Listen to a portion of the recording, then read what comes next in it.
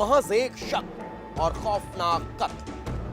Prime time में जो कहानी मैं आपको सुनाने जा रहा हूं वो मध्य प्रदेश के मंडला से सामने आई है, जहां एक दोस्त ने अपने ही दोस्त की मां को मौत के घाट उतार दिया।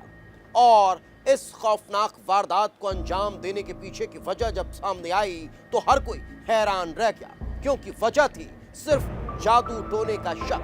और आखिर जादू टोने के शक में कैसे इस हैवानियत भरी घटना को अंजाम दिया गया, रिपोर्ट पे देख लीजिए। तारीख 1 फरवरी, जगह मंडला मध्य प्रदेश, वारदात मर्डर। मंडला का छोटा सा गांव सहजपुरी। सुबह हो चुकी थी, गांव में रामधुन गूंज रही थी। ढोल मंजीरों की थाप से माहौल भक्तिमय था, लेकिन जैसे ही रामधुन की आवाज बंद हुई, एक चीख ने पूरे गांव को हिला दिया। गांव में ही रहने वाली फूलकली बैगा की चीखों से पूरे गांव में हड़कंप मच गया। लोग फूलकली के घर की ओर दौड़ते हैं और जो दिखाई देता है वो रूह कपा देता है।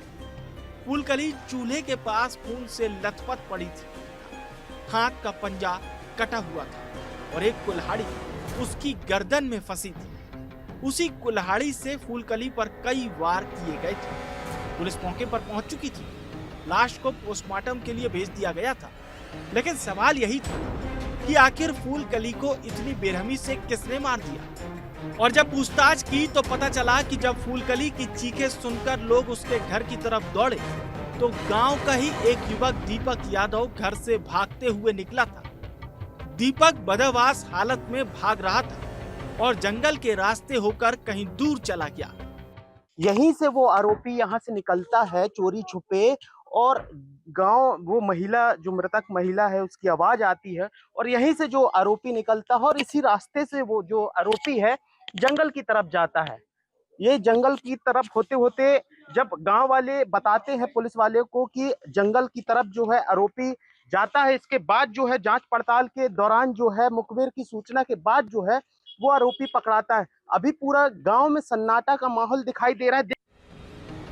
अब सवाल यही था कि क्या दीपक यादव ने ही फूलकली की हत्या की है। दीपक जो फूलकली बाई के बेटे का दोस्त है, तो आखिर एक युवक अपनी ही दोस्त की मां का कत्ल क्यों करेगा।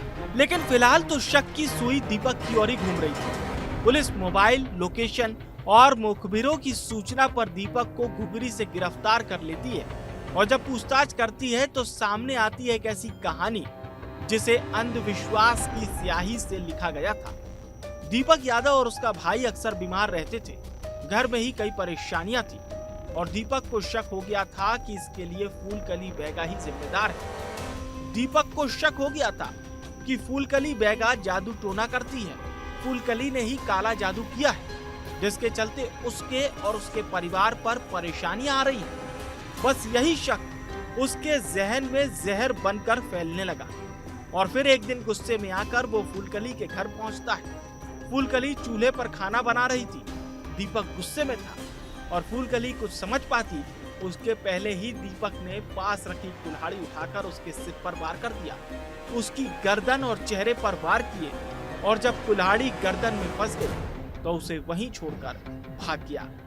जादू टोना करते थे, पूरे पहरा उनको असरा दिया, खत्म कर दिया। के पास दोनों के पास शक्ति है। मोर नान भाई मोर नान बहन बात मार्थ है, मोर सौतेला भाई है और सौदे है वो भी मार्थ है। पुलिस ने आरोपी को गिरफ्तार कर सलाखों के पीछे भेज दिया है और जांच में जुट गई है कि क्या वाकई में दीपक ने अंधविश्वास के चलते अपने दोस्त की मां का कत्ल किया है या फिर पकड़े जाने पर वो मनगढ़ंत कहानियां बना रहा है। ये डॉक्टर्स ही क्लियरली, जो साइकोलॉजिस्ट हैं, यही प्रूव कर पाएंगे। तो जब उसका मेडिकल होगा तो इन बिंदुओं को भी उनके सामने रखा जाएगा कि वो सही में क्या इस मानसिक अवस्था से पीड़ित है या फिर जो अपराध करने के पश्चात अपने आप के बचाव के लिए कर रहे हैं। तो इन बिंदुओं की तस्दीक भी हम डॉक्टर से करवाएंगे। पुलिस की सतर्कता ने एक जघन्य वारदात का पर्दाफाश कर दिया। शक की आग में जलकर अपने ही दोस्त की मां का कत्ल करने वाला आरोपी सलाखों के पीछे। लेकिन सवाल यही है कि आखिर अंधविश्वास का काला साया कब तक निर्दोष लोगों की जान लेता रहेगा।